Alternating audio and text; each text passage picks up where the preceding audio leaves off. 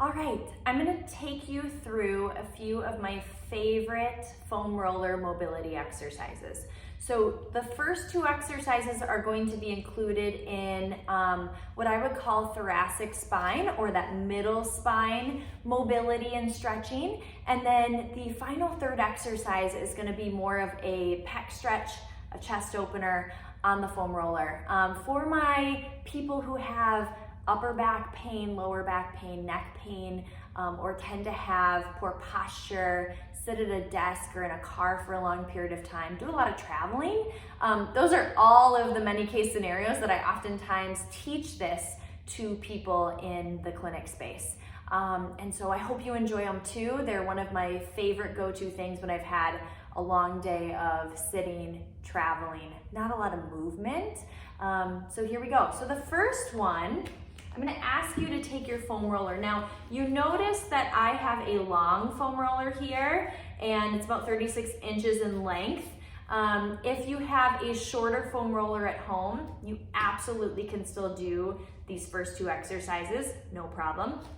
For the third exercise, the pec stretch, if you have a smaller, shorter foam roller at home, I will talk you through how you could still use your foam roller and modify it to match what I'm doing. Okay, so for the first exercise, go ahead and put your roller on a surface. For me, I'm gonna put it perpendicular to my mat space. Keep in mind, whatever surface you place your roller on, the firmness matters. So if I were to take my mats away and do this rolling technique on a really hard surface like my floor, I would actually be more an aggressive version. Whereas if I was doing this foam roller on, let's say, 3 of these squishy mats stacked up on top of one another, it would decrease the intensity of the mobility or the stretch per se. So just so you know at home, if you've got a really firm foam roller and it's not feeling good to you, go ahead and just do it on a carpeted surface instead of a hard surface, or put down a couple blankets or towels on your carpeted surface, and that'll just kind of soften things up and it might make it more tolerable. You also could opt to put a blanket over the top of your actual roller, and that too would add some barrier and cushion between your spine and the roller surface. So just a few things to consider as you're going through this. All right, so first exercise for thoracic spine mobility. I want you to think about basically where your thoracic spine lies is in the rib cage region.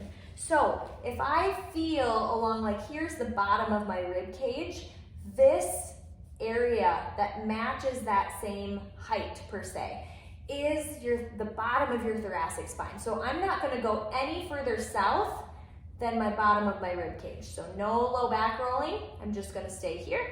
And then basically your rib cage comes all the way up to the base of like where your neck and your shoulders meet. So between this top hand and this bottom hand of mine, this is my range where I'm free to do this exercise, okay? So I can roll anywhere in between my 2 hand points.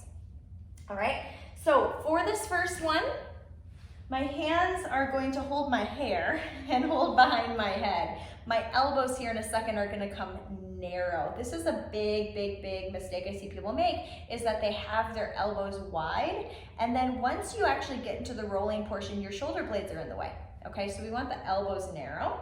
So you're going to lift your hips physically up in space. It's almost as if I were doing a bridge. And then with my feet, I'm gonna push, and then I'm gonna pull. And I'm gonna push, and I'm gonna pull. So notice how my legs are doing the work, and my body, my spine is naturally just rolling to different areas along the roller, okay? So now what I might suggest is, like right here, I'm at that lower part of my spine. I'm gonna walk my feet in a little bit, and I'm just gonna stay here, and I'm gonna massage and oscillate over just a few segments at a time. So just a few little pieces of my spine, my vertebrae. I'm gonna do my best to breathe. I can always set my hips down and take a break. Okay, now I'm gonna come up, I'm gonna walk my feet out just a little bit further. I'm gonna come up between my shoulder blades, same kind of thing. Oscillate, I got a little bit of a natural cavitation or pop. That's totally fine. This is almost like a massage for your spine and your back rib cage. It feels really nice, okay? Now there are some what I call sticky spots, okay? So the sticky spots to me in my body feel like, ooh, yeah, that feels like it's a little stiff. It's maybe a little tender or sore. It's not sharp pain by any means, but it feels a little uncomfortable. Those are the areas that you want to focus on more. Okay, now notice as I came up to the top part of my thoracic spine, right at the base of my shoulders and neck, I had to lift my hips up pretty high to get here. So before I was kind of rolling in neutral, I had to lift my hips up to get enough of my own body weight towards those upper thoracic segments. Again, my elbows are narrow, they're not wide. Okay, good. So there's exercise number 1, rolling through the thoracic spine. Exercise number 2, we're gonna create more of a fulcrum. Okay, so again here, we know our borders, we know where we can go. I'm gonna keep my elbows narrow. This time my hips are gonna stay down, touching the mat, touching the floor the whole time, and I'm gonna start to back bend, as if the roller was creating a fulcrum in my body. It's not a competition for how far you can go backward, but notice how much my spine is back bending and extending. That's what we're trying to promote here. As I exhale, use your belly. Use your core system, pull your belly in to come back up. Try not to use momentum. Good. I'm gonna scoot my butt down. Notice how I did that? Okay, so here I was at my lower thoracic, scoot my butt. I'm in the middle thoracic, and then I can go down from here. Take a big breath in, hold it or a moment or so, maybe a breath. Exhale as I come up. I'm using my belly to do that. Then I can go right back down. So I'm inching along my spine. Nice and slow, one by one. I'm going through this pretty quick. You can spend more time here. Good, now as I'm at the top, I'm definitely not gonna go as far. I just kind of run out of space, out of room. But this whole time, once again, I'm assessing, how does this feel? Does it feel good? Does it feel easy? Does it feel sticky? I might want to spend some more time. Good, so there's exercise number 2, that second version of rolling through your thoracic spine. Last and final one, I saved the best for last. Okay, so on your foam roller, this is the place where if you only have a little halvesies, a little tiny foam roller, I want your foam roller piece to be between or on your upper back, between your shoulder blades. Now, if you don't have the bottom part, please don't do this with nothing underneath your low back in your seat. What I would suggest is stack some pillows up, stack some blankets up, some towels, whatever it is, that you need to physically fill this space to create the height to come up to meet your body.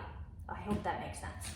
Okay, so your tailbone is gonna sit at the base of your foam roller or your bolsters that you just created. And then your upper body is gonna be at the top of the roller. So my whole back side is connected to the roller. My head's not hanging off the edge, my tailbone's not hanging off the edge. Everything is really well connected here. Okay, so keep some space between your feet, have a little bit of stability there. It's gonna feel a little wobbly, especially if you're on that full roller. And then from here, just let your arms come out to a T shape, okay? Now what happens is when you're really tight through your chest cavity, which I am 99% of people are, you're gonna start to flare your ribs up. And do you notice how I just arched my back? Because my body's smart. It doesn't necessarily wanna take the easy way out. Well, it does, but it shouldn't. So instead, I'm gonna ask you to be conscious of really find like a pulling down sensation of your ribs and your belly so that your back stays connected to the roller. You'll actually feel as you do that, I know I do, a better stretch through my chest rather than flaring my belly and my ribs up. So pull it down, almost think as if you're doing a little mini crunch, get your core involved. Now you can stay here at a T. You can also change the angle of your T. So think about, like, if I were to do a snow angel right now, this would be the range of the options of motion and placement, okay? So I'm gonna explore that different range there slowly, not actually making a snow angel, but just knowing that that's my area that I can play with. Like here, I've just found a really good stretch. I might stay here for a while. Then I'm gonna come up this way. Can also create a little bit more of a W shape. Now, notice as I created a W, I don't know if you can see this in the video, but my hands can't touch. That's because one, the roller's really high, I don't have long arms, but also two, I'm really tight in my chest. So know that if this is you at home, you're like, I'm making a T, I'm making a W, I can't touch the floor. Don't worry about it. That's where you need to be. That's why you're doing this stretch. It's good for you. Okay, so just know that there's no competition here. You can just kind of move through these ranges, see what feels good. The other piece I should point out is if you're tight along the system, it's common to extend the chin up towards the sky and kind of tilt your head back. I'm also going to encourage not only the rib cage to pull down, but lengthen the back of your neck. Gently draw your chin down as if you had a small tennis ball underneath your chin and you had to hold it. Good. So that is the last one here. That's your pec stretch, your T stretch.